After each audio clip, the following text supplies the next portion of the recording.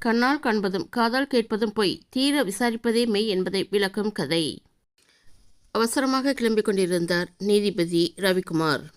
கோர்ட்டுக்கு கிளம்பும் வேளையில் மகனுடைய அலறல் அவரை டென்ஷன் படுத்தியது. தன் அக்காவின் பொம்மைதான் வேண்டும் என்று அழுது அடம்பிடித்து கொண்டிருந்தான் மகன். அதை பார்த்த நீதிபதி, தம்பிக்கு அந்த பொம்மையை கொடுத்தால்தான் என்ன என்று தன் பெண்ணின் முதுகில் ஒரு அறை வைத்தார். அந்த பொம்மை உடஞ்சிருக்குப்பா, ஆணி தம்பி கையை கிழிச்சிடும்னு கொடுக்கல என்று அழுது கொண்டு கூறினாள் மகள். அதை புரிந்து கொள்ளாமல் நீங்கள் என்னை அடிச்சிட்டீங்க என்றாள்.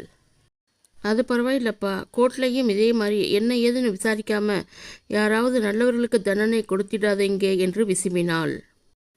தன் பெண் முன் குற்றவாளியாக தலை குனிந்தார் ஜட்ஜ் ரவிக்குமார். நாமும் அப்படித்தான். ஒருவரை பற்றி தெரிந்து கொள்ளாமலே அவரை பற்றி மற்றவர்கள் கூறும் கருத்தை எண்ணி அவர் கெட்டவர் என்று முத்திரையிடுகிறோம்.